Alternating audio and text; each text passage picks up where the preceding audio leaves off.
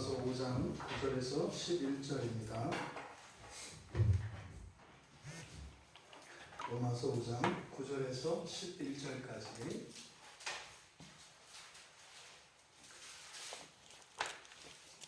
우리 같이 한 목소리로 함께 읽겠습니다. 그러면 이제 우리가 그의 피로 말미암아 의롭다 하심을 받았으니 더욱 그로 말미암아 진노하심에서 구원을 받을 것이니 곧 우리가 원수 되었을 때에 그의 아들의 죽으심으로 말미암아 하나님과 화목하게 되었은즉 화목하게 된 자로서는 더욱 그의 살아나심으로 말미암아 구원을 받을 것입니다. 그뿐 아니라 이제 우리로 화목하게 하신 우리 주 예수 그리스도로 말미암아 하나님 안에서 또한 즐거워하느니라. 아멘. 더욱 받는 구원, 더욱 받는 구원. 아마 오늘 말씀은 특별히 이 로마서 설교 가운데에서도 특별히 좀 중요한 내용을 담고 있습니다. 특별히 중요하다는 것은 다른 부분은 더 중요하고 덜 중요하고 여기가 더 중요하다 이런 것이 아니라 우리들이 많이 오해하고 또 이렇게 혼동하고 있는 그런 구원에 관한 진리를 담고 있기 때문에 더욱 중요하다고 말씀을 드린 것입니다. 더욱더 귀 기울여서 집중하여 들으시기 바라고 행여 조금이라도 미심쩍거나 잘 이해가 되지 않는 분들은 반복해서 들으시고 또 그래도 안 되면 물어보시고 그러셔서 완전히 정리하시고 이렇게 넘어갈 수 있게 되기를 바랍니다. 오늘 성경은 설교의 제목이 더욱 받는 구원이라고요. 그러니까 그러면 구원이 있고 더 받는 구원이 있다는 이야기냐? 그렇다는 이야기입니다. 이게 잘못하면 이제 오해가 될 수도 있고 또 실제로 교회에서는 이 기독교의 역사 속에 또 큰 그 한 줄기가 여기서 이제 갈려 나간다고요. 사람이 이제 구원을 이루어야 하는 것인 것처럼 또 이제 그런 교리가 생겨나기도 하는 겁니다.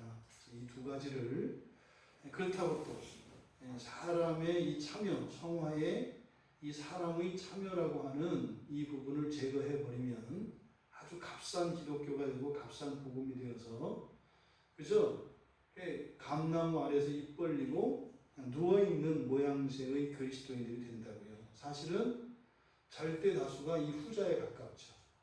아무것도 안 하고 정말로 날로 구원을 먹으려고 하는 이런 신자들이 한국 교회의 대다수를 차지합니다.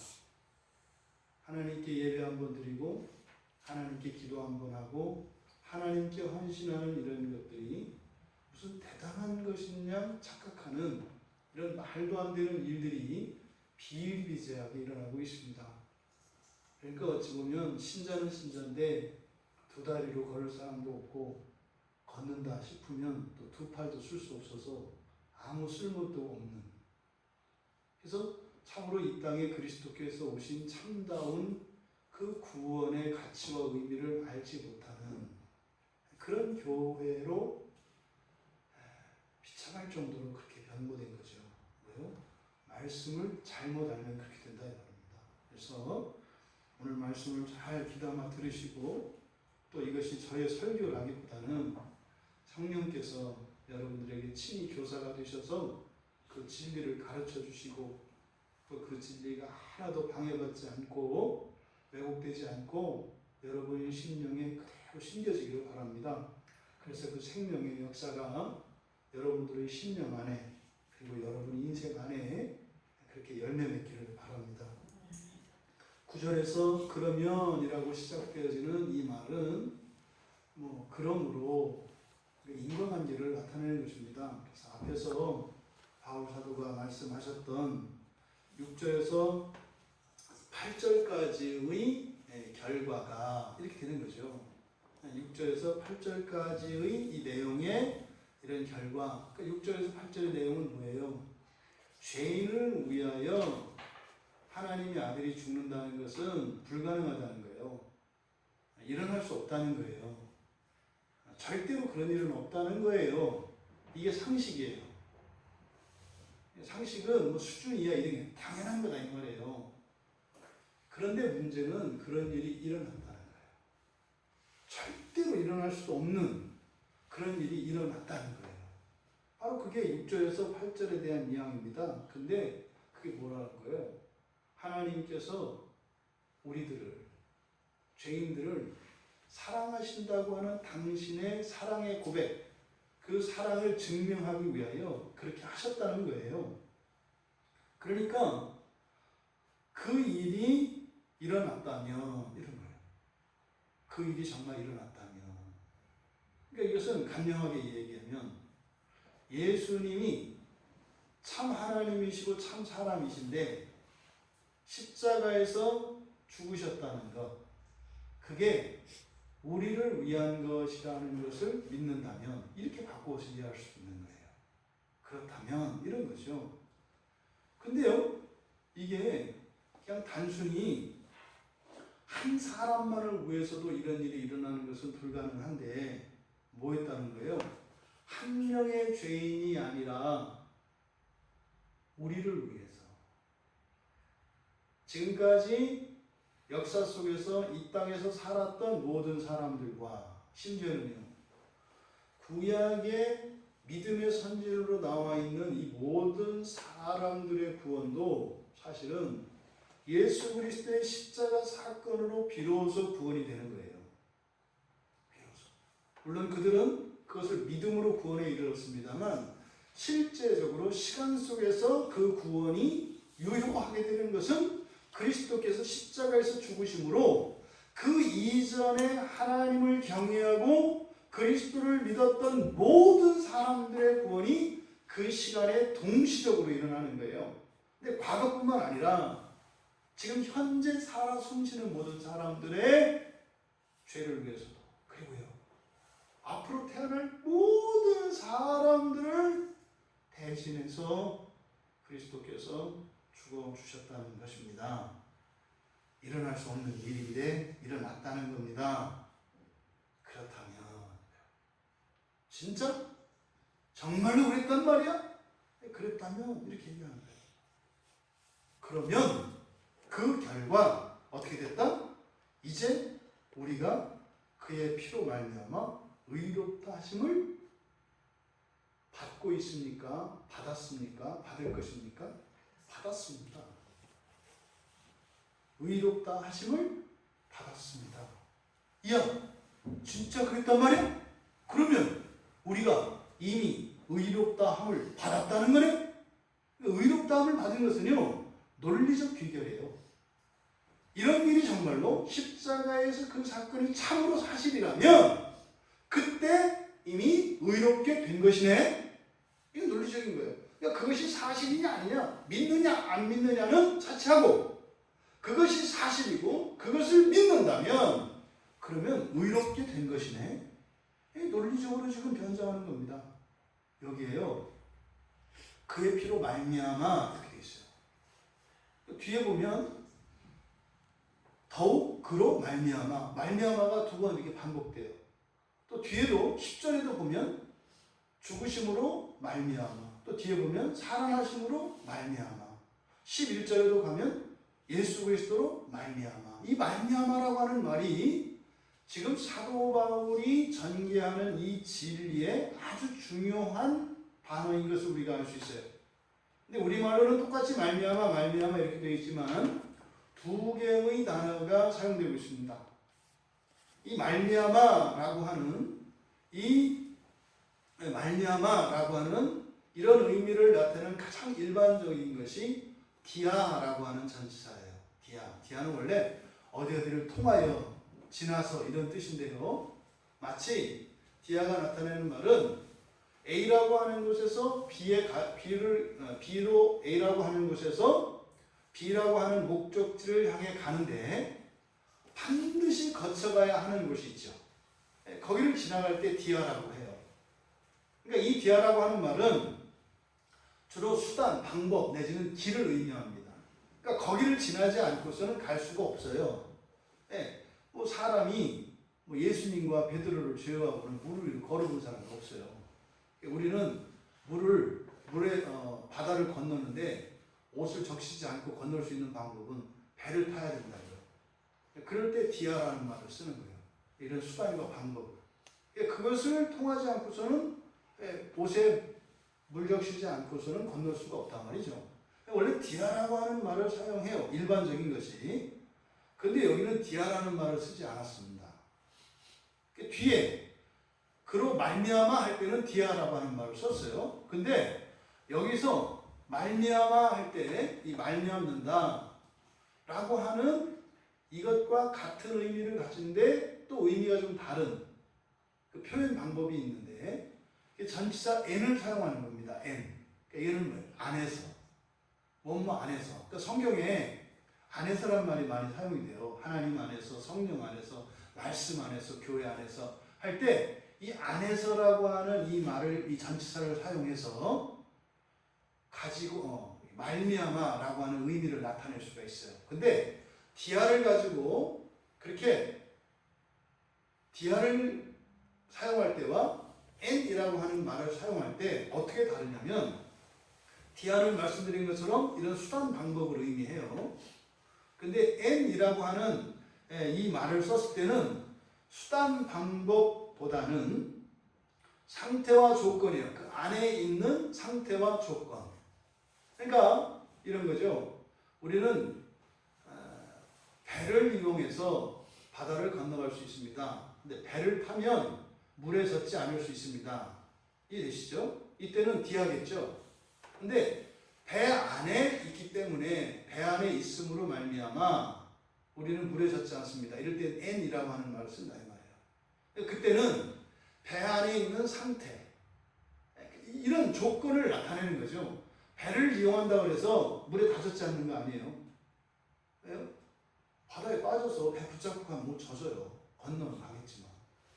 그러니까 이 n이라고 하는 말은 조건, 방법을 뛰어넘어서 어떤 상태까지도 의미하는 것이 n이다.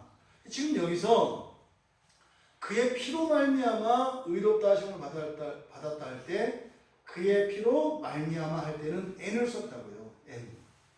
그러니까 여기서 지금 바울 사도가 디아라고 하지 않고 n이라고 하는 말, 그 예수의 피 안에 라고 하는 의미를 가진 이 말을 사용함으로써 이렇게 그의 피로 의롭다 함을 받았다 이렇게 얘기하는 것은 바로 그냥 일회적으로 한 번 얻는 어떤 의로움이 아니라 여기에서 얻는 그 의로움은 뭐라는 거예요? 영원하다는 거예요.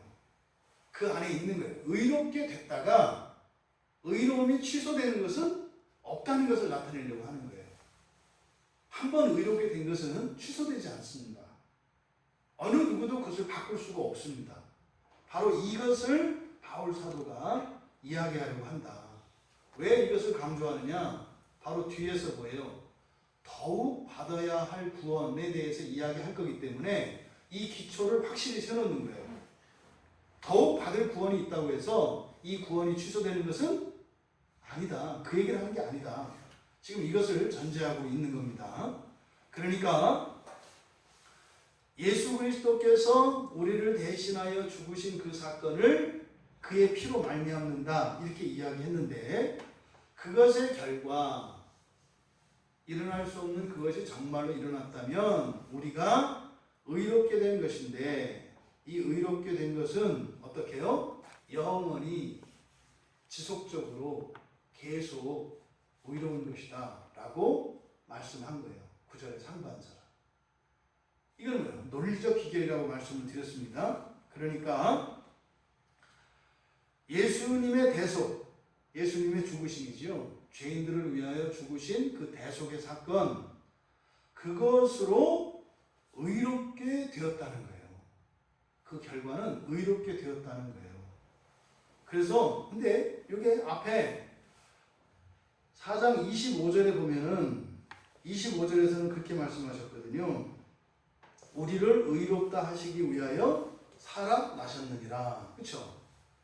그러니까 4장 25절에서는 우리가 의롭게 되어지는 이유가 그리스도의 부활이라고 이야기를 했다고요.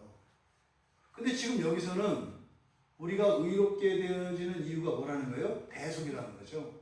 대속과 예수님이 대신 우리를 대신하여 죽으신 그것과 지금 의롭게 된 것을 연결시키고 있는 겁니다. 그러니까 결국 4장과 5장에서 이야기하는 이 칭의라고 하는 의로움에 대한 이 바울 사도의 가르침의 핵심은 무엇이에요? 바로 예수님의 십자가의 대속의 죽음과 또 그 무덤에서 부활하신 이 사건은 무엇을 위한 거다? 우리를 의롭게 하시기 위한 것이다. 우리를 의롭게 하시기 위해서 일어난. 근데 그 사건은 현재 사건이에요? 과거 사건이에요? 미래 사건이에요?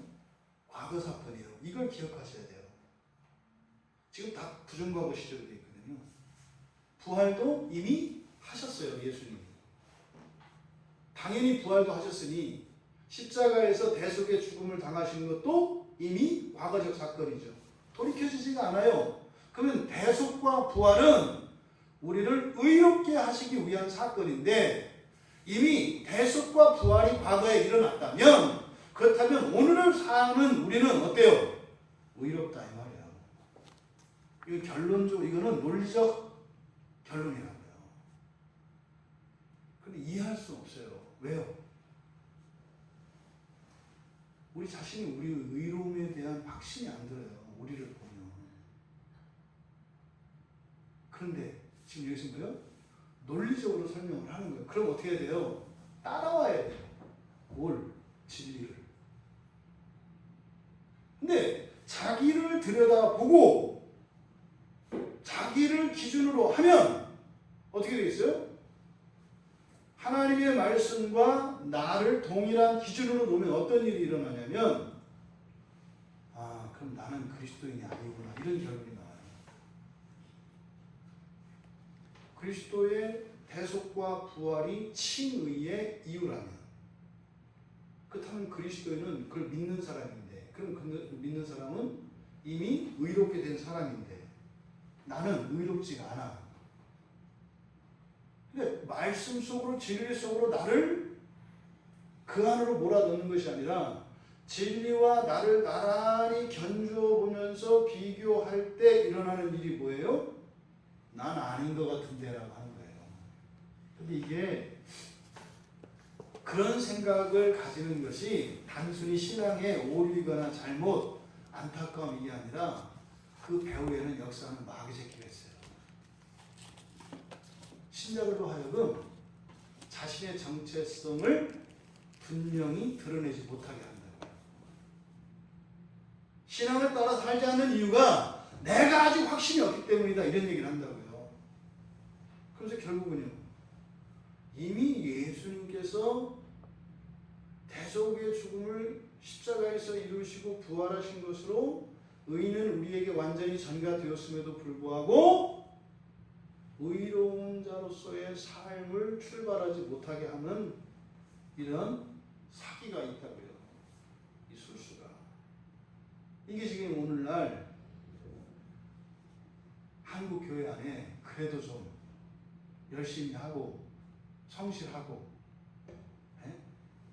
그냥 일반 은총 영역 안에서 좀 반듯한 사람들을 넘어뜨리는 사단의 계략이 이거예요. 이 칭의를 가지고. 요즘에 얼마나 많은 학자들이 칭의 가지고 논쟁을 하는지 몰라요. 근데 지금 오늘 말씀은요. 입을 다물게 한다고요. 칭의 논쟁 하지 말라는 거예요. 의롭게 된 것은 어떤 교리나 우리의 어떤 성화의 정도에 따라 의롭게 되는 게 아니라 그 의로움의 근거는 예수 그리스도의 대속과 부활이라고 분명히 이 로마서에서 밝히고 있어요. 그런데 그렇게 뛰어난 학자들이 맨날 머리 터져라고 싸워요. 칭의 가지고. 칭의가 먼저냐 성화가 먼저냐 이게 칭의다 아니다. 이게 인간의 지식의 장난이죠. 인간의 지식이 아니라 하나님의 진리의 사람들 되시기를 바랍니다. 지금 여기서 이제와 또한 바울 사도께서 이제 구절 앞에 그렇게 되어 있잖아요. 이제 그리고 뒤에 가면 이제 이렇게 이야기하고 뒤에 가서 의롭다 하심을 받았다 그러잖아요. 받은 것은 과거 사건이라고요. 이제는 지금 현재거든요. 현재는 현재고 과거는 과거잖아요. 근데 현재와 과거를 동시에 나타냄으로써 과거에 이미 이루어진 의롭게 된 그것이 현재 우리의 삶에 그대로 나타나고 있음을, 유효함을 바울 사도가 함축적으로 나타내기 위해서 이제라는 말과 의롭다 하심을 받았다 이렇게 과거형으로 함께 쓰고 있는 것입니다. 그러니까요, 이미 이루어진 구원이 뭐라는 거예요? 의롭게 된 거다. 이미 이루어진 구원이 의롭게 된 거다. 그러니까 의로움에 대해서는 토를 달지 마라.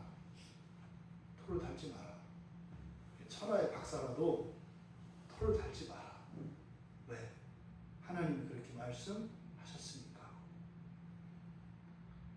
그리고 나서 뒤에 이어지는 말이 뭡니까? 더욱 그로 말미암아. 이게 지금 굉장히 강조되는 말이에요. 10절에 가보면 10절 하반절에도 더욱 그의 살아나심을, 더욱이 있죠. 이게 지금 포커스는 이 더욱이에요. 더욱. 지금 9절에 그러면이라고 하는 것은 앞에서 6절에서 8절 다시 말해서 예수 그리스도의 대속으로 이루어진 결과가 무엇인지 칭의라고 하는 것을 말씀하시고, 지금 여기서 말씀하려고 하는 말씀의 초점은 어디에 있어요? 더욱에 있다고요. 더욱. 그러니까 칭의에서 더욱 나아가야 하는 무엇, 이것을 지금 얘기하려고 하는 거예요. 더욱입니다. 더욱 그로 말미암아 진노하심에서 구원을 받을 것이니, 그러니까요, 더욱 이루어질 구원이 있다 없다? 있다는 거예요. 더욱 이루어질 구원이 있다. 더욱 이루어질 구원이 있다. 예수 믿었다고 끝난 거 아니다. 예수 믿고 세례를 받았다고 끝난 거 아니다. 예수 믿고 옛날에 있던 어떤 습관들이 고쳐지고 또 내 삶의 변화가 일어났다고 해서 끝난 게 아니다. 더욱 이루어질 구원이 있다. 이게 지금 오늘 말씀의 핵심이에요. 더욱 이루어질 구원이 있다. 내가 속해 있는 그 공동체에, 내가 속해 있는 그 시대에 가장 뛰어나냐? 더욱 이루어질 구원이 있다. 옛날에 비해서 말로 다 할 수 없는 영광과 하나님의 은혜를 누리고 있느냐? 그게 끝이 아니다. 더욱 이루어질 구원이 있다. 이 부분이에요.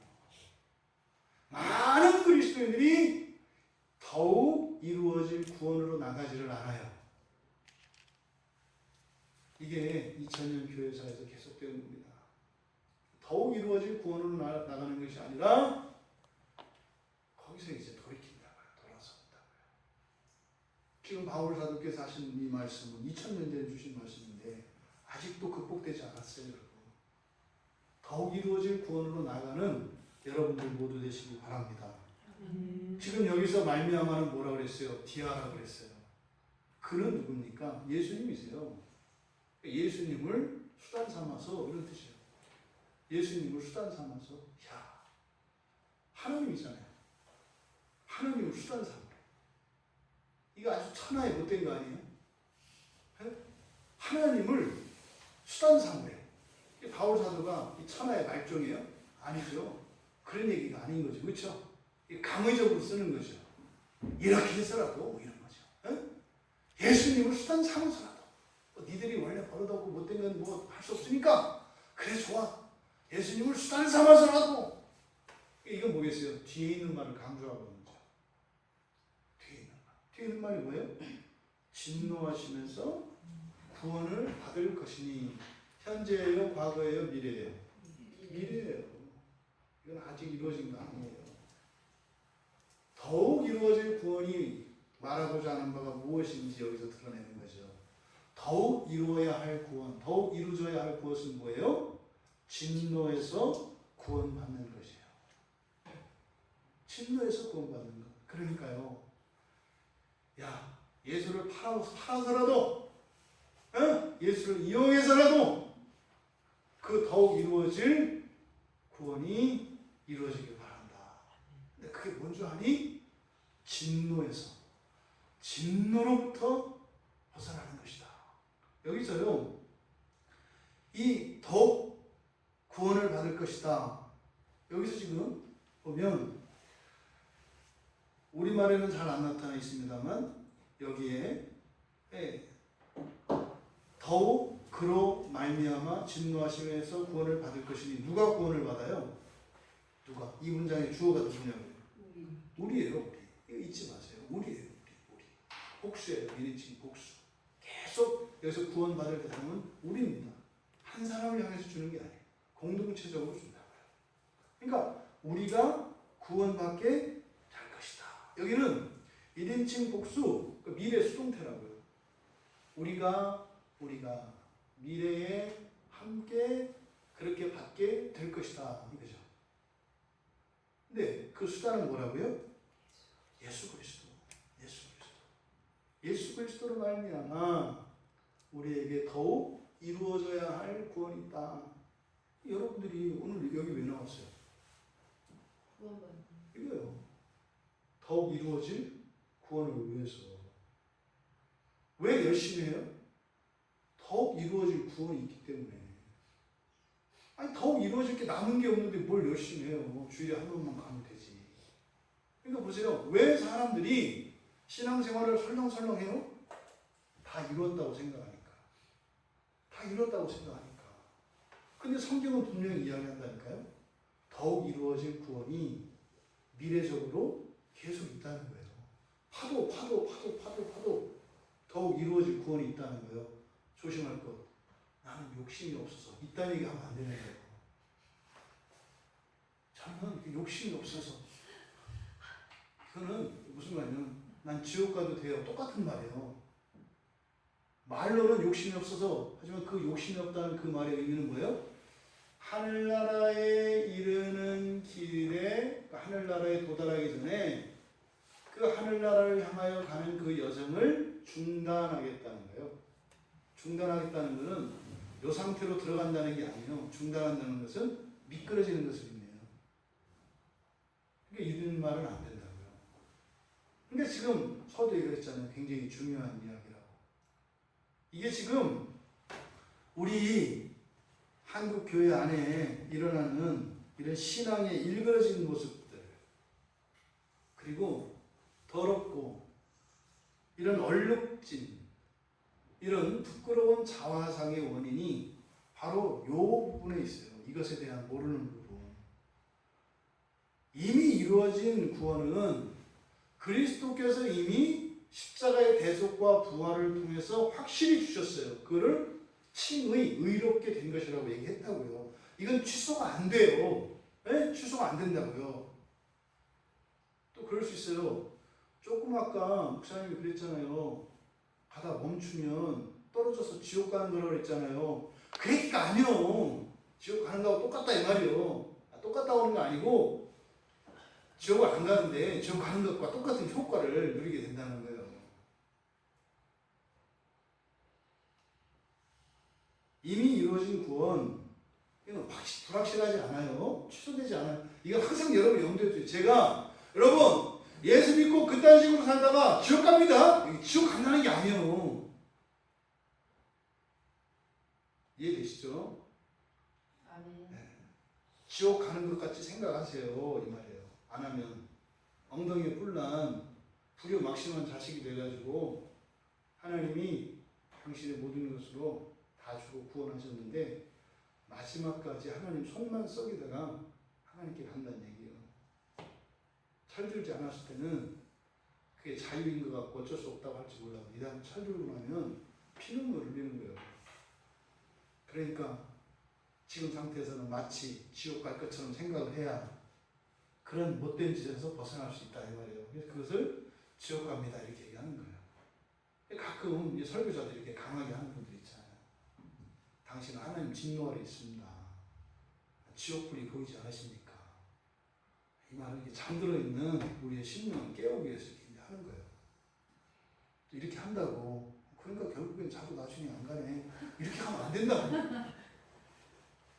이 두 마음이 이렇게 있어가지고 거기에 사로잡히면 안 돼요. 여러분, 중요한 것은 더욱 이루어져야 할 구원이 있다고 하는 이 사실이 절대 이미 이루어진 구원을 불확실하게 하지는 않아요. 하지만 구원받은 신자가, 다시 말해 의롭게 된 신자가 살아있는 동안은 그리스도께서 대속과 부활을 통하여 우리에게 주신 의로움, 벽장 속에다 넣어놓지 말고, 근거 속에 넣어놓지 말고, 꼭꼭 보따리를 싸놨다 이 다음 천국 갈 때 그걸 꺼내서 나 의로워요 이렇게 하지 말고, 그것을 지금 꺼내서 그 구원을 가지고 지금 현재의 자리에서 구원을 누리고, 그 구원의 참된 가치가 무엇인지 그 영광을 날마다 새롭게 알아가며 살아가야 한다, 이런 이야기입니다. 만약에 이 더욱 이루어져야 할 이 구원을 향해 나아가는 이 구원의 여정이 결여되어 있다면 사는 동안 생생한 구원의 감격이 있을 수가 없어요. 그러면요, 정말로 살아서 역사하시는 그 성령의 능력을 경험할 기회가 박탈됩니다. 그러니까 이렇게 생각으로만 있다고 해요, 구원이. 내 생활 속에는 없어요, 구원이. 그 무슨 말이에요? 내가 알아서 살아야 한다고요, 내 인생을. 하나님은 종말에만 구원을 이루시는 분이 아니라 오늘 이 시간 또 여러분의 현재의 그 생활 속에 구원을 나타내시는 하나님이신 줄 믿으시기 바랍니다. 그것을 더욱 이루어질, 더욱 받는 구원이라고 말씀을 하는 거예요. 근데 여기서 그랬잖아요. 진노하시면서 구원을 받을 것. 그러니까 더욱 받는 구원은 진노하시면서 구원 받는 거예요. 근데 여기서 지금 진노하심에서 어디로부터라고 하는 아포라고 하는 이 전치사를 쓰는데, 이 아포라고 하는 전치사는 그것으로부터 완전히 분리되는 거예요. 완전히 손 끊는 거예요.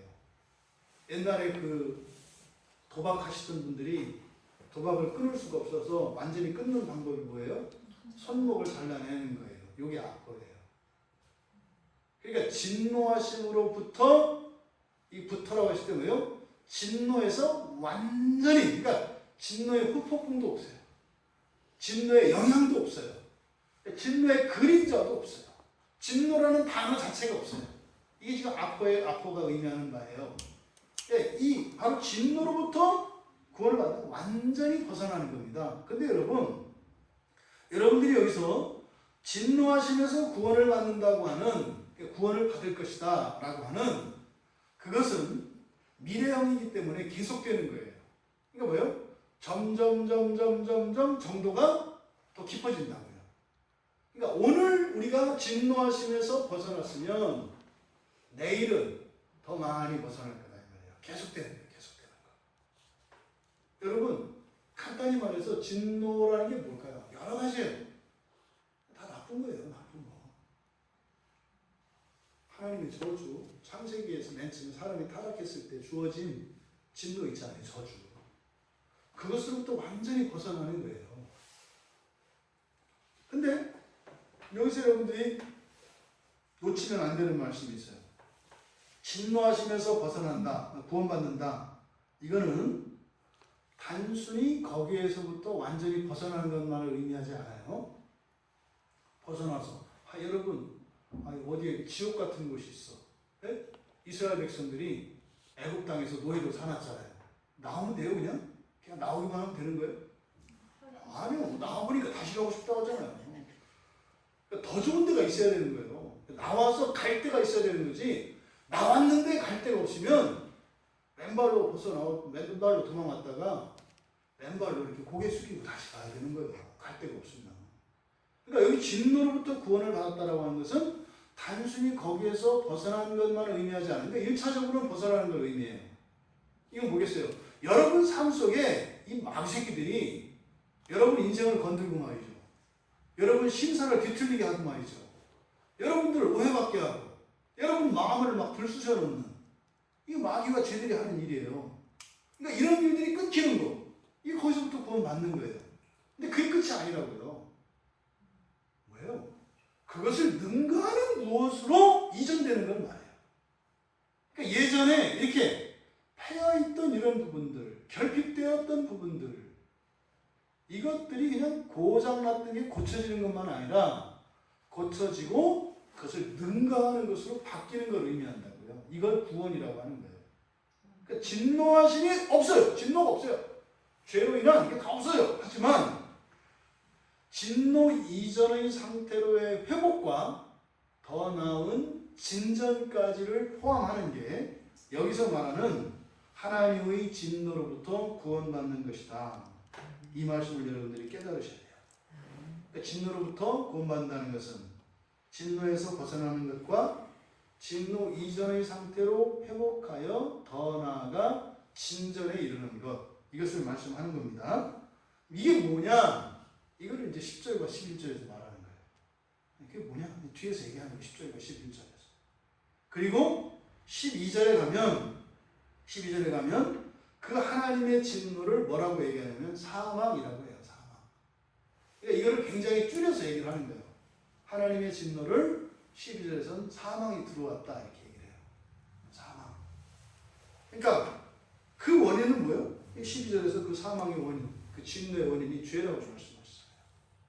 이게 이제 11절, 12절 이하로 이어지는 내용인데 여기서 진노에 대해서는 사실상 바울 사도가 그렇게 자세하게 설명을 하려고 안 해요. 의도적으로. 왜요? 그 진노에서 벗어나는 게 아니라 벗어난 그 이후에 더 받을 구원에 지금 이렇게 무게중심을 두시고 벗어나는 구원에 대해서는 그 진노에 대해서는 얘기 안 해요. 왜? 앞에서 이미 얘기를 했고 또 실제로 이 진노는 여러분이 다 알아. 여러분이 다 안다고요. 여러분이 살면서 다 겪어봤다고요. 여러분이 살면서 지금까지 여러분이 불행했던 거, 답답했던 거, 억울했던 거, 이게 사실은 다 뭐예요? 진노의 부스러기들이라고요. 진노의 부스러기들. 정말 무서운 진노는 이 자연의 대재앙과 같은 또 엄청난 전쟁과 같은 이런 것들이 사실은 진노의 큰 부분들이죠. 근데 사실 그 결국은 사망이죠.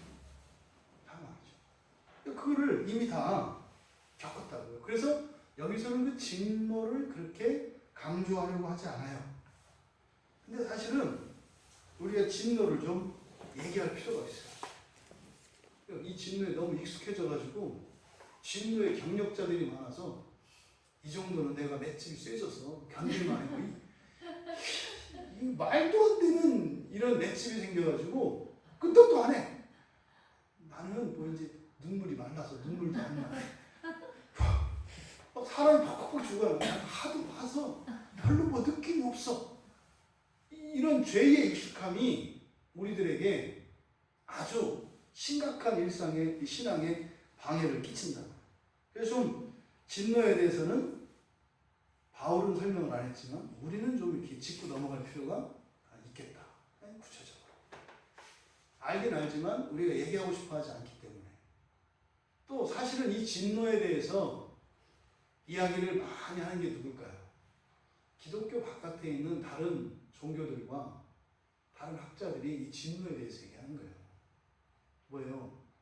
손 없는 날 이사 가지 않고 손 있는 날 이사 가면 잘 수 없다. 이게 다 진노예요. 있단 거. 이런 거. 그러니까 그런 거 있잖아. 너 교회 안 나오면 주일 빠지면 뭐 이렇게 차 빵꾸 나더니 뭐 된다. 뭐 이런 말도 안 되는 이런 진노. 이게 사실은 이제 미신들과 이런 이교들 속에 이게 있죠. 이 진노를요, 이전부터 한번 얘기를 하고 싶었던 건데, 할까 말까 고민하다가, 이번에는 해야 될 것 같아요.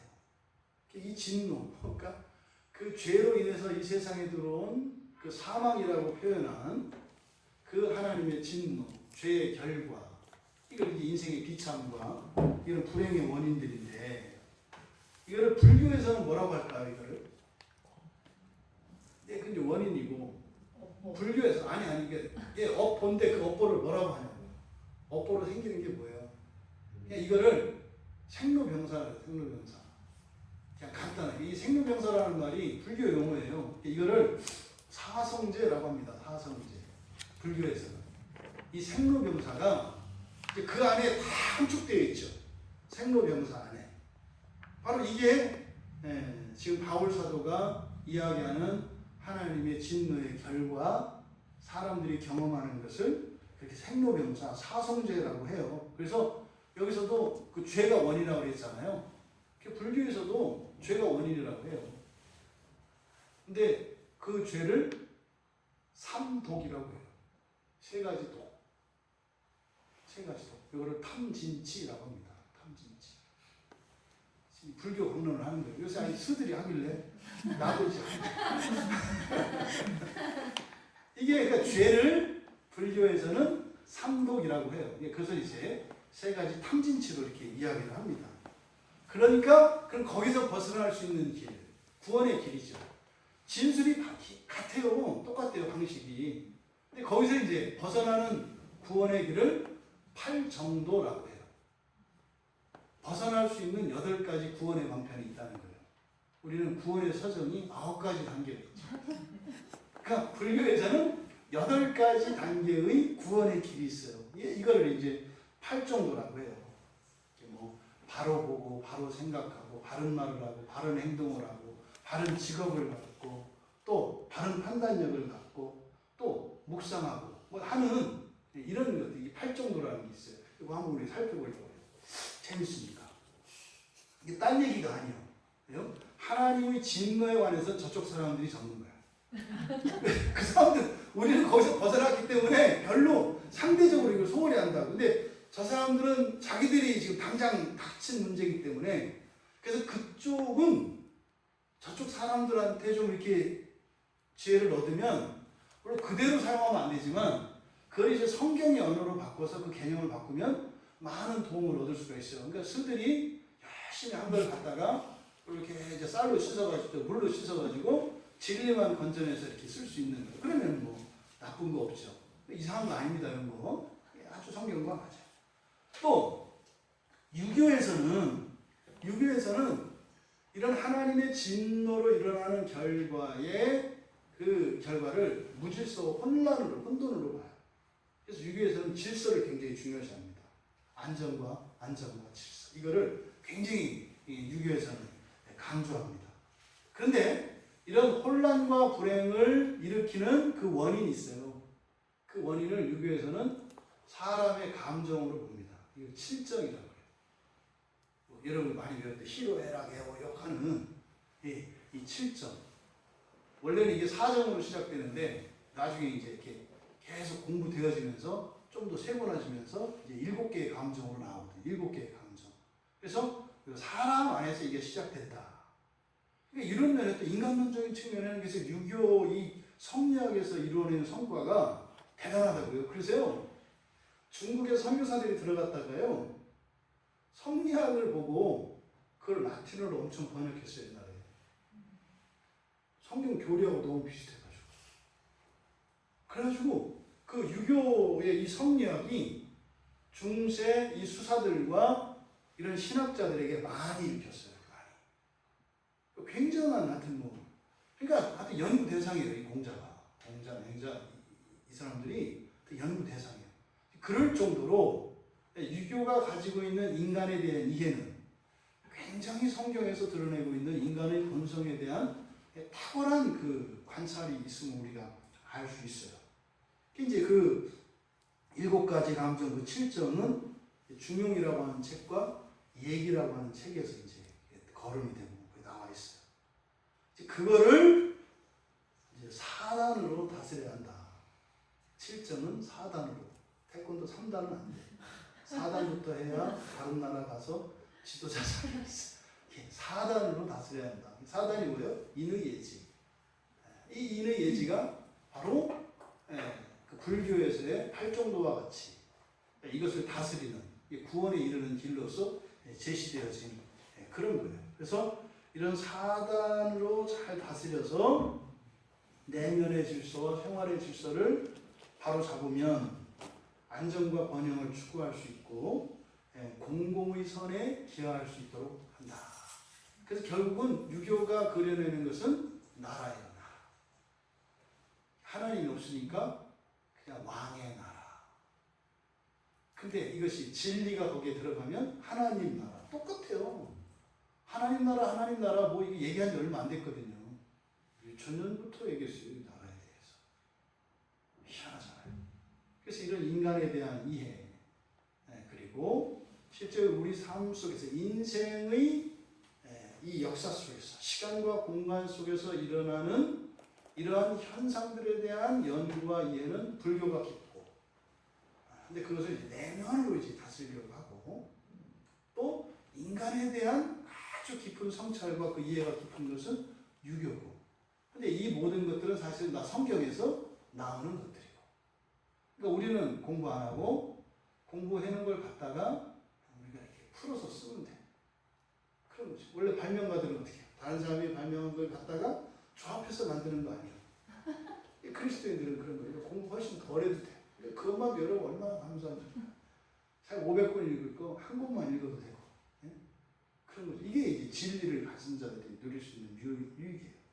이거는 이제 뒤에 12절을 할 때, 사실은 이 부분을 우리가 왜 이렇게 한번 점검해 볼 필요가 있냐면, 한국 기독교라고 하는 이 독특한 기독교가 가지고 있는 내재된 모순과 문제점들이 뭔지를 거기에서 이렇게 찾아낼 수 있기 때문이에요. 그래서 그리고 한국 기독교인들에게 아주 중요한 성경의 가르침인데도 불구하고 말 안 듣는 게 있어요. 그게 뭐예요? 불교의 이런 가르침과 유교의 이런 가르침과 중복되어지는 것 같은 성경의 가르침은, 이건 성경의 가르침이 아니라 유교적인 거다, 불교적인 거다 해서 안 받아들여요. 받아들이는 거죠. 그러니까 마귀가 얼마나 쉽냐고, 일하기가. 우리의 좋은 것을 갖다가 지네들이 막 떠들면 어떻게 하는 거예요? 쟤네들이 얘기했으니까 더러운 거야, 갖다 버려, 이렇게 한다 이 말이에요. 이게 유교 부양이 일어났던 사건들이에요. 우리나라 안에 그런 거죠. 여러분, 우리는 성경을 믿는 사람들이에요. 성경이 그렇게 말씀하면 말해야 돼요. 성경을 이단들이 이야기한다고 해서 이단들이 얘기하니까 이 말하면 내가 이단돼 이렇게 하는 게 아니죠. 이단들은 그 말 때문에 이단되는 게 아니라 그 말 이외에 다른 것들 때문에 이단되는 거죠. 그러니까 언제나 진리의 편에 담대하게 설 수 있는 여러분들 되시길 바랍니다. 이단들이 사용하는 것이 성경을 있는 그대로 사용한다면 우리 이단의 말을 따르는 게 아니라 성경을 따라가는 것이다 라고 하는 것을 잊지 마세요. 사람 앞에 서면요 주눅 들어요. 눈치 본다고요. 그러면 진리를 잃어버린다니까요. 그걸 뭐라고 한다고 했어요? 애기 목욕시키고 목욕물과 애기를 함께 갖다 버린다 이렇게 했다. 세상에 어떤 엄마가 애기를 잘 깨끗하게 목욕해놓고선 갖다 저 들통을 애하고 같이 버리는 일이 어딨냐고요. 근데 이게 한국 교회 안에서 일어나고 있어요. 대표적인 거 뭐예요? 아내들이요 남편에게 복종하십시오. 깃발 들고 머리띠 두르고 나오잖아요. 왜? 그 유교 사상이라고. 유교 사상이에요? 아니에요. 성경의 가르침이에요. 지금 그래도 여러분들이나 우리 광야교회 교인들이니까 내가 이런 말을 이렇게 웃는 낯으로 편하게 얘기하지. 다른 데 살려면 약간 인상 쓰면서 눈치 보면서 해야 된다니까요. 성경 말씀이에요. 근데 성경의 말씀이 유교에 있다고 그랬다. 그렇게 했다고. 이거를 무슨 가부장적이다. 아니라니까요. 여러분, 정직하게 여러분의 삶을 들여다봐야 돼요. 죄가 사주하는 거예요. 야야야, 그거 똑같은 거 저기도 있더라. 그러니까 그거 저거야. 어떻게 그렇게 얘기를 해요? 성경을 기준으로 가야지. 그래서 한번 살펴볼 겁니다. 10절과 11절 오늘은 그 구원의 실제, 그러니까 뭐예요?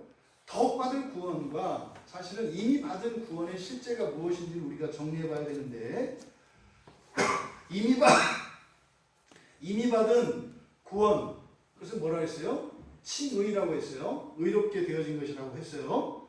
그럼 의롭게 되어진 것, 10절을 보십시오. 곧 우리가 원수 되었을 때 그의 아들의 죽으심으로 말미암아. 이건 이제 앞에서 이야기했던 대속을 말하는 거잖아요. 대속으로 말미암아 이미 이루어진 구원이에요. 그 이루어진 구원을 앞에서는 9절에서는 의롭다 하심을 받았으니 이렇게 얘기했어요. 근데 10절에서는 뭐라고 해요? 하나님과 화목하게 되었다 이렇게 얘기한다고요. 그러니까 의로운 게 뭐예요, 여러분? 한번 물어봅시다. 의로운 게 뭐예요? 의로운 게. 의롭다. 예? 의롭다는 거는 항상 예? 거짓말 안 하고 어디 인격이 완전하고 뭐 이런 걸 말하는 거예요. 대부분 우리는 그렇게 받아들여진다고요. 법 잘 지키고, 그죠? 법을 잘 지키고, 또 인격적이고, 그리고 하나님 말씀을 잘 지키고, 이걸 의롭다고 해요. 분명히 의의 한 측면이죠. 그건 맞아요. 근데 지금 바울 사도는요, 그렇게 이야기하지 않아요. 여기서는요. 바로 관계적인 측면에 가지고 이야기하고 있어요. 관계적인 측면으로. 그러니까 굉장히 실제적인 거예요. 우리 삶 속에. 의롭게 된 것은 10절에서 뭐라고 그랬어요? 하나님과 화목하게 된 거라고 이야기를 해요. 화목하게 됐다. 여기도 마찬가지로 1인칭 복수예요. 우리가 화목하게 된 거예요. 우리가. 그럼 여기서 화목하게 되었다라고 하는 이 말이 뭐냐? 이 카탈라소라고 하는 말인데요. 화목하다, 카탈라소라고 하는 말인데 알라소와 카타가 합쳐져서 만든 말이에요. 만들어진 말이에요. 원래 이 화목하다라고 하는 이 단어는 알라소라고 하는 말에서 온 건데 이 알라소라고 하는 말은요. 교환한다, 바꾼다 이런 의미예요. 옛날에 어떻게 하죠? 우리 화폐 경제 이전에 물물 교환했죠. 교환하는 거 이걸 알라소라고 한단 말이에요. 교환하다, 바꾸다. 여러분도 또 돈을 주면 여러분들이 원하는 물건을 가져올 수 있죠.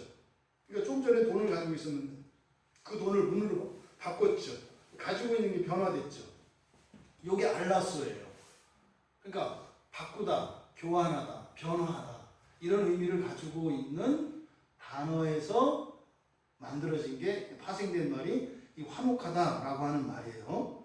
그래서 이 화목하다라고 하는 말은 두 당사자를 전제로 합니다. 그렇죠? 교환을 하려고 하는 두 개가 있어야 되잖아요.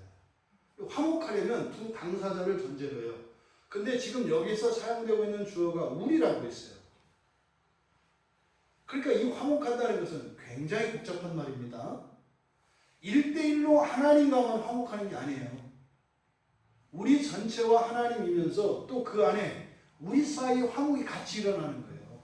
그러니까 엄청난 사건이에요. 그러니까 화목한다는 말은 어떤 사람이 예수를 믿고 회개하고 돌이킨 것을 우리가 회심한다고 해요.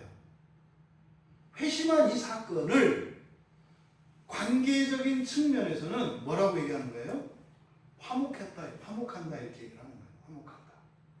그래서 두 당사자 사이에서 일어난 이런 결정적인 변화를 화목하다라고 하는 것인데 화목은요, 여러분들이 뭘 거래해요, 누구랑 바꿔요. 그럼 어떻게 해야 그걸 바꿀 수 있죠? 바꾸기까지 둘 다 마음에 들어야 돼요. 둘 다 마음에 들어야 돼요. 나도 그걸 받는 게 좋고 또 너도 이거를 좋아해야 일어나죠. 그러니까 완전히 바뀌는 거라고요. 그러니까 교환을 하면 바뀌어요. 가지고 있는 게. 그러니까 이 화목을 하려면 이 두 당사자가 모두 흡족해야 이루어지는 거예요. 그러면 여러분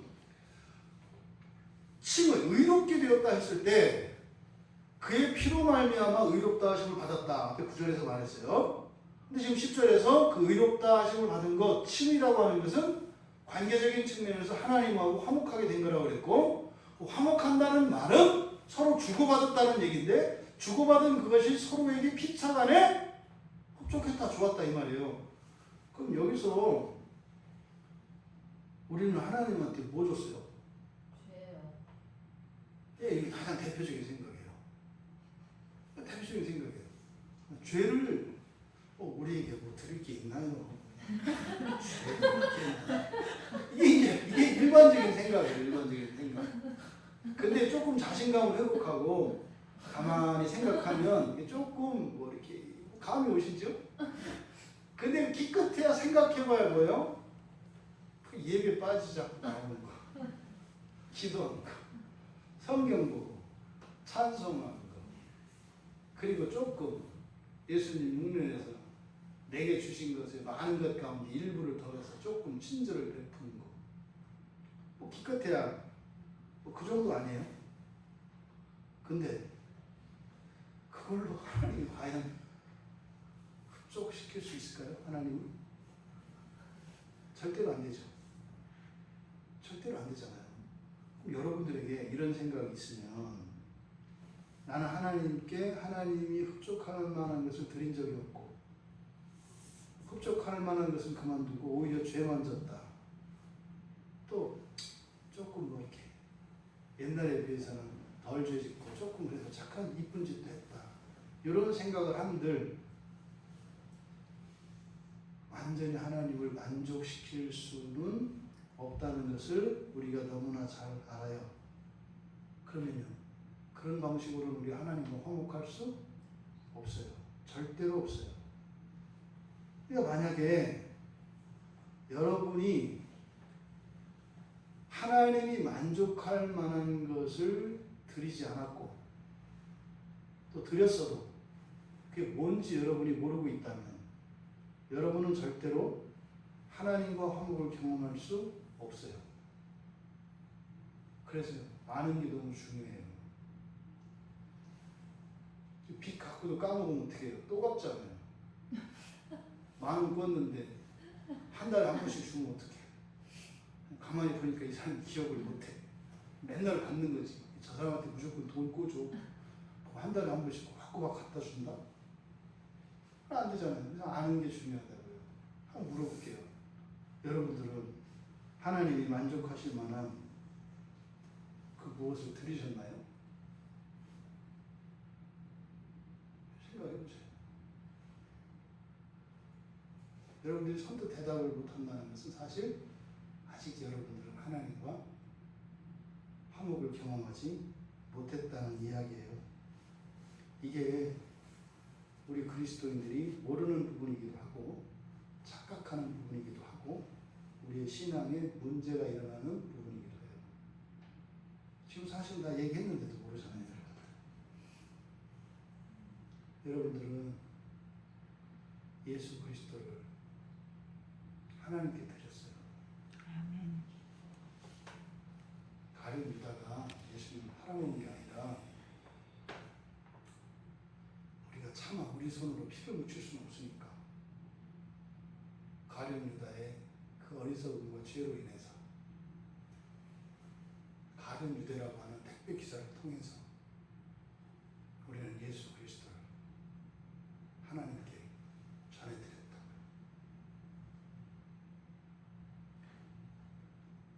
예수 그리스도는 하나님이 흡족하실 만한 인물이 되나요? 그런데도 눌려서 대답을 못하잖아요. 또 그렇게 하면 죄. 그 생각하지 말고 예수 그리스도만 생각하지 말고 예수 그리스도는 하나님 자신이세요. 만족하시죠. 하나님을 만족하실 수 있는 예물은 하나님 자신밖에 없어요. 여러분들이 예수 그리스도를 하나님께 드리지 않으면 여러분들은 절대로 하나님과 화목할 수 없어요. 대부분 사람들이 어떻게 해요? 예수 그리스도를 드리기보다는 성의껏 있는 힘을 다해서 내가 한번 해보겠다고 하죠. 하나님 힘껏 제가 한번 해보고 하다가 안 되면 예수 그리스도를 드릴게요. 이렇게 된다. 여러분, 그리스도를 우리가 하나님께 예물로 드린 거예요.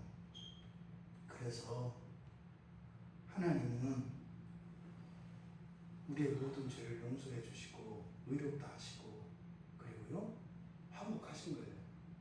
그럼 우리가 예수를 드렸어요. 그랬더니 하나님이 우리에게 뭘 주셨다는 거예요? 바로 의롭다 하심을 그 선언을 주셨다는 거예요. 이게 이미 우리에게 이루어진 구원이라고요. 그러니까 예수를 믿는 자들에게 의인이라고 인정하시는 표를 우리에게 주셨어요. 그래서요. 로마서 8장 39절에서 하늘의 천사도 사탄 마귀도 바로 그것을 바꿀 수 없다는 거예요. 하나님이 우리를 의롭다 하신 그것을 바꿀 수 없다는 거예요. 왜? 우리가 하나님께 드린 게 예수 그리스도이기 때문에. 그럼 여러분, 아유 어떡하냐, 내가 예수를 죽였어 이럴 게 아니라 하나님께 드렸으니까 하나님께서 주신 그 의로움 여러분들은 어떻게 해요? 누리면서 살면 된다고요. 근데 하나님이 주신 그 의로움은 끌러보지도 않고 맨날 발만 동동 구르고 내가 죄인이지 내가 미쳤지 왜 십자가에서 울고 있냐고. 예수님 부활하셔서 하늘로 올라갔는데 지금도 골고다에서 우는 사람들이 너무 많아요. 네? 내려가라고. 2000년 전에 예수 가서 다 장사지가 없어졌다고 아니라고 운다고 나는 죄인이라고 그러고 있어요. 지금도. 이게 계산이 잘 안 돼요. 왜요? 이게 인간의 감정을 이용하는 마귀의 짓이에요. 그게 착한 것 같지. 죄책감에 시달리지 말고 하나님이 주신 의로 힘있게 살아가시는 여러분 되시기 바랍니다. 여러분, 복음의 놀라운 신비가 여기가 있는 거예요. 하나님을 흡족하시게 할 수 있는 유일한 선물인, 유일한 예물인 예수 그리스도, 이거는 하나님 자신이잖아요. 아니, 우리가 뭘 들을 때는 우리의 것으로 드려야 되잖아요. 그럼 어떻게 하나님이 우리께 돼요? 우리가 하나님 건데. 우리가 하나님의 피조물이니까 우리가 하나님의 것이잖아요.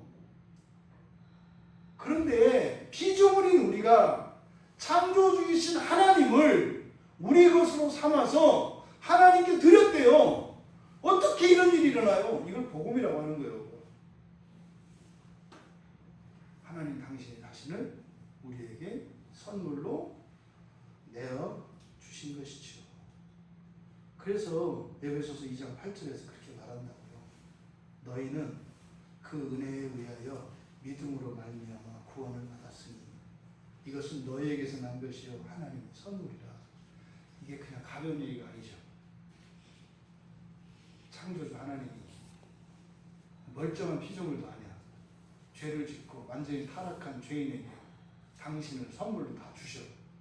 그래서 그 선물로 하나님께 예물을 드리게 해서 하나님과 죄인 사이를 화목하게 하셨다 이 말이에요.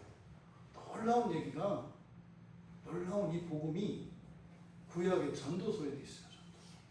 전도서 5장 19절에 보면요 이렇게 돼 있어요. 전도서라고 얘기하지 말고 읽을 거예요. 어딜까요? 여러분 한번 들어보세요.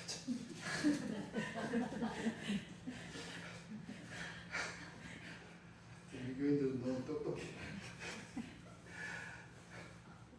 또한 어떤 사람에게든지 하나님이 재물과 부요를 그에게 주사 능히 누리시게 하시며 제 몫을 받아 수고함으로 즐거워하게 하신 것은 하나님의 선물이라.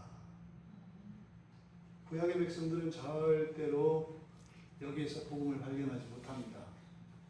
우리는 가슴 느낄 수가 있어요. 우리가 누리는 이것이 하나님 당신을 우리에게 선물로 주셔서 우리로 하여금 제물로 하나님을 하나님께 드려서 화목하게 하셔서 누리는 삶의 기쁨과 평안이 이런 거구나. 이 복음에 비친 사람들은 이걸 읽어낸다고요. 하나님께서 선물로 주셨기 때문에 당신은 하나님을 만족시킬 수 있었고, 그래서 우리가 화목하게 된 것이에요. 이것이 예수님이 십자가에서 우리를 대신하여 죽으시고 우리를 의롭게 하신 일이에요. 이거를 이미 이루어진 구원이다 이렇게 얘기합니다. 이미 이루어진 구원이다. 그러니까 이렇게 의롭게 된 것, 이미 이루어진 구원. 그러니까 그것의 실제는 뭐라고요? 하나님과 화목이라고요. 그러니까 하나님과 화목은 말하자면 결혼식과 같은 거예요. 결혼식. 세상에 많은 남녀 가운데 두 남자가 아니라 한 남자와 한 여자가 화목하게 된다 하는 것은 결혼하는 거, 결혼식을 말하는 거예요. 결혼식이 끝이에요? 그럼 안 돼요. 이해가 되시죠? 의롭게 되었다는 게 끝이 아니에요. 결혼식은 결혼식 이후에 살아갈 그 정말 보도 듣도 못했던 풍성한 사랑과 그 존재의 깨어짐과 영광, 그것의 서막이라고요. 그러니까 칭의는 절대적인 것이고 엄청난 것이에요. 하지만 칭의는 시작일 뿐이에요. 더욱 이루어질 그 구원에 비해서는 가장 작은 것이 된다고요. 바울 사도가 지금 이 부분을 이야기하려고 하는 거예요. 그런데 요새 신학자들이 맨날 싸우는 게 뭐예요? 결혼했냐 안 했냐고 싸운다고요. 칭의 가지고. 어느 예식장에서 해야 되느냐, 태백을 받아야 되냐 안 받아야 되느냐, 교회에서 해야 되냐 예식장에서 해야 되냐, 이걸 가지고 싸운다고요. 어차피 칭의는 우리가 이루는 것이 아니라 누가? 그리스도의 대속의 죽음과 부활로 이루어진 것이라. 거기서 결혼식이 결혼식은 거기서 이루어진 거예요 이미. 예? 모를 뿐이지. 그래서 우리를 의롭게 하셨다. 그러면 예수 그리스도와 신방을 차리고 살아가야죠. 신방을 차리고 살아가야죠. 평생을 교회되는데 평생을 결혼식하면 어떻게 해? 평생 결혼식, 평생 결혼식. 그것도 안 나와. 어떤 사람은 결혼식도. 네? 그럼 안 되잖아요. 안 되잖아요. 지금 바울 사도가 이렇게 얘기하는 거예요. 이때 당시에도 그런 일이 계속되었던 거예요. 진짜냐 아니냐, 정통이냐 사기냐 이런 걸 가지고 막 싸우면서 계속 소모적인 논쟁이 이때도 있었던 거예요. 그러니까요. 이런 하나님의 절대적인 구원에 대한, 이거 무슨 말이에요? 예수 그리스도의 완전하고 절대적인 십자가의 대속과 부활, 그 능력을 의심하지 말고 그거에 대한 소모적인 논쟁은 중단하고 이제요 더욱 얻을 구원으로 나아가라는 것이 지금 사도 바울의 가르침이에요. 그렇다면 그렇게 화목하게 된 사람들, 칭의 받은 사람들, 그들이 더욱 얻을 구원의 실제는 무엇이냐? 그것을 뒤에서 뭐라고 그랬어요? 화목하게 된 자로서는 10절의 하반절 더욱 그의 살아나심으로 말미암아 구원을 받을 것이니, 그러니까 더욱 구원을 받을 것이나 알아요? 더욱 구원을 받을 것이니라. 이게 뭐예요? 그의 살아나심으로 말미암는 구원이에요. 이게 지금 번역이 좀 잘못되어 있어요. 그래서 우리 성경에 살아나심이라고 번역한 이 헬라어 단어는 조예라고 하는 말이에요. 조예는 생명입니다. 생명. 생명을 살아나심이라고 한 거예요. 왜요? 이것은 다분히 예수님의 부활이라고 하는 이런 그 우리의 선이해로 말미암아 선이해를 가지고 의역한 거죠. 그러니까 이렇게 하면 본래의 의미를 드러내는데 한계가 있어요. 그러니까 하나님과 화목하게 된 자들, 다시 말해서 의롭게 된 자들이 더욱 얻을 구원은 어떤 구원이다? 이제는 그의 생명으로 구원받는 것이다. 이전에 받았던 구원은 사실은 뭐라는 거예요? 죽음으로 얻은 구원이었는데 이제는 생명으로 얻는 구원을 말하는 거죠. 그러니까 이것을 이제 부활과 연결시킨 거예요. 그래서 여기서 이제 칭의 논쟁이 나와요. 대속에 의한 칭의, 부활에 의한 칭의, 그래서 이중적 칭의가 있다 없다, 그건 공로다 뭐다 이렇게 싸우고 난리가 난다고요. 그럴 필요 없다. 지금 여기서는 지금 바로 더 나아가는 진전에 대해서 이야기하는 것이기 때문에 칭의의 실제가 하나님과 화목이라면 바로 그의 생명, 여기서 그 생명은 뭐겠어요? 바로 영원한 불멸의 생명을 말하는 거 아니겠어요? 영원한 불멸의 생명으로 그것을 통해서 더욱 얻어야 하는 구원의 실제가 있다는 거예요. 그것을 11절에서 뭐라고 했어요? 11절의 하반절을 보니까 하나님 안에서 즐거워하는 것. 여러분, 의로움에서 하나님과 즐거워하는 것으로 나아가라는 거예요. 그러니까 8절에서 11절의 이 말씀의 내용은 이미 의롭게 되어 하나님과 화목하게 되었으니까, 결혼식은 올렸으니까 어떻게 해라? 둘이 즐겁게 살아라. 둘이 싸우기 시작해서 계속 싸우고 있냐? 응? 그 얘기를 하는 거야. 그 얘기를. 즐겁게 살아라. 이것이 바로 더욱 얻을 구원의 실제인 거예요. 하나님 안에서 즐거워하는 것. 이것은 다음 주에 하도록 하겠습니다. 우리 말씀을 생각하며 잠시 기도하겠습니다.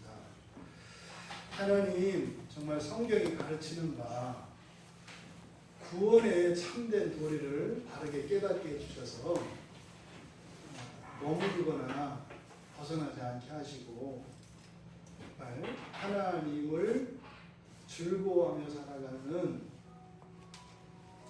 계속해서 이루어가야 할, 사실은 천국의 삶도 뭐요? 하나님과 즐거워하고 사는 거예요. 이 땅에서 하나님 나라를 경험하는 게 뭐예요?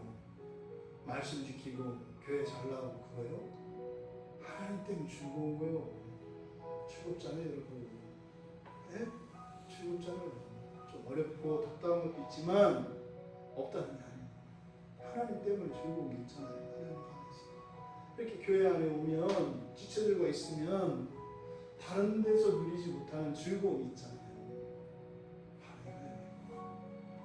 그 즐거움이 날마다 커질 줄 믿습니다.